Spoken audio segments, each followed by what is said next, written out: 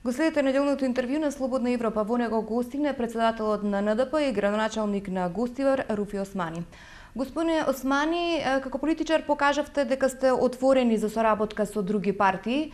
Вашата соработка со ДПА Натачи не продолжи, но прашање дали всушност ова беше обид да тестирате колку гласови можете да освоите заеднички и можеби ли повторно да ве видиме заедно на предстојните локални избори со оваа партија?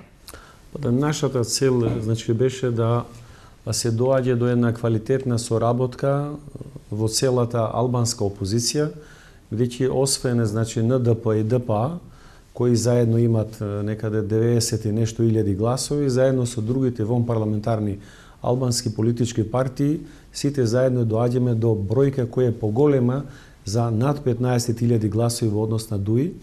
Ние пристапивме коректно кон ова иницијатива која беше од страна на ДПА, понудивме соработка на повеќе нивоа, локално ниво, на политичко ниво, на парламентарно ниво и едноставно од ДПА без некој аргумент.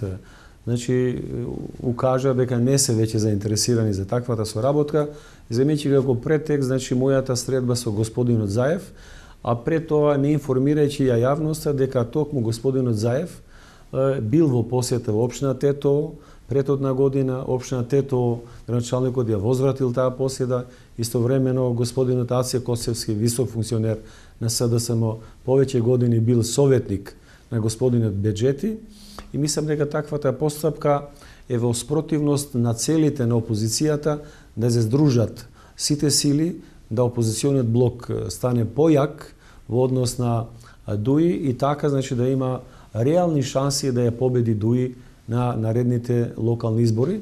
Независно од овој момент, ние остануваме отворени за соработка и во перспектива не само со ДПА, туку и со другите политички партии кои не успеа да добијат мандати на претходните избори.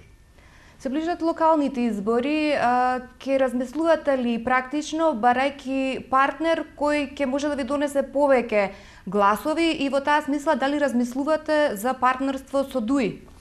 Нашите размислувања одат во насока да се окрупни опозиционот блок од програмска и од политичка гледна точка, дека во целина ние не се согласуваме со политиките за кои дава виза ДУИ како дел од актуелната власт, како на локално ниво, на централно ниво.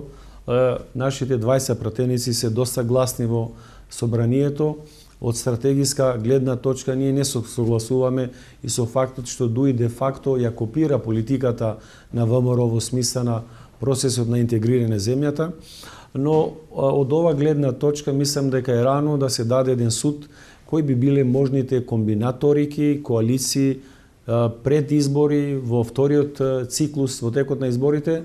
Ние ќе чекаме да нова демократија се консолидира како политичка партија, откако ќе се консолидира ќе понудиме соработка со неа, додека алтернативата за соработка со ДУИ од ова гледна точка ми се чини дека е далека или тешко реализирана од гледна точка на позициите што актуелно ги имаме во политичката сцена во Македонија. Имавте средба со Зоран Заев од СДСМ.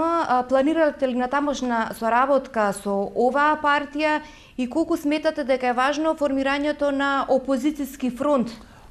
Јас како началник на општина Гостивар сум имал доста средби со градоначалниците од сите политички партии, како со тие од ВМРО, од ДУИ, од СДСМ и од ДПА, и таа соработка и таа комуникација ја сваќам како еден нормален пристап во едно нормално општество, каде постои култура на комуницирање, со единствена цел да ние ги споделиме заедничките искуства, предности, визии, да учиме едни од другите, и од таа гледна точка јас таквата алтернатива го применуваме во општина Гостивар, мимо тоа што сите поголеми опозициони партии ми се во опозиција, во Советот, ВМРО, СДСМ, ДУИ, имаме една нормална соработка. Мислам дека од ова гледна точка опозицијата во целина, како албанска и македонска, ќе треба да има заеднички став во смисла на решавање на проблемот со името на државата со Грција, како еден предуслов и голема пречка да овој процес оди напред.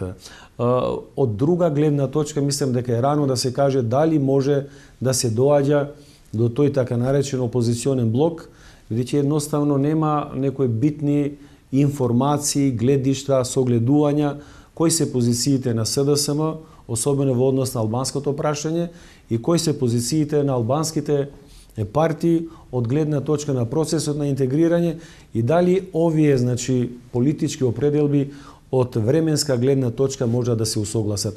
Лично мислам дека опозицијата и во наредниот период ќе делува, значи, паралелно, одвоено за цели кои се прагматични. Се споменуваше дека се разговарало за заедничка платформа на таа средба со Заев. Дали имавте во меѓувреме никаква конкретна понуда од СДСМ? Јас во единствената средба што сум ја имал со господин Заев, ние сме разговарали исклучиво за локални теми. Не сум имал прилика да разговарам со званичниците на СДСМ за крупната, односно националната политика, и во таа гледна точка не би сакал да преюдицирам. И јас слушам како вие дека има понуда од СДСМ до ДПА, па баш сум куриозен да видам, значи, кои се нивните соработки, заеднички гледишта за реализација на овие цели. Едноставно, нити сме имале досега понуда од СДСМ, нити сме побарали од СДСМ да се установат тие заеднички точки на идна активност. Сакате ли да кажете дека приоритетно за вас е окрупнувањето на албанскиот политички блок? Во последно време албанските политички партии многу се раситнија и делуваат како немоќен политички фактор наспроти ДУИ, која во неколку изборни циклуси победува, освојува победи. Имате ли идеја што понатаму? Да, нашата идејата на Рилиндија Демократика Комтаре беше дека после изборите од претходна година ќе треба да се доаѓе до еден широк консензус на целиот албански политички блок, независно дали е во парламентот и надвор од парламентот, но овој пристап не беше прифатен од страна на ДПА. Мислам дека ако сите овие политички субјекти согласно политичката релеванција, односно гласовите и гласачкото тело, доаѓа до еден компромис функционален, мислам дека може да се направи еден голем политички блок, кој политички блок со адекватни кадри како носители на листи и со адекватни ставови по однос на стратегиските прашања може без некој проблем, значи, да реализира убедлива победа на наредните локални избори, но како стојат сега работите, мислам дека тешко ќе се доаѓа до тоа обединување во активност, не до создавање на една политичка партија од страна на албанската опозиција. Ние сме отворени за диалог, ние понатака ќе нудиме, значи, можност да дискутираме, да соработуваме и да се доаѓа до една платформа на заедничко делување во перспектива. Какви се вашите прогнози за едината на меѓуетничките односи во Македонија? Лично мислам, ако се вратиме малку уназад, ќе сватиме дека секој пат или во текот на изборна година или предизборна година ние имаме тензии на меѓунационален план. Се тоа се прави со две цели. Прво, се настојува да Македонија се прогласи како нестабилна држава, како држава која има потреба мимо тие барања од меѓународната заедница да влезе во НАТО.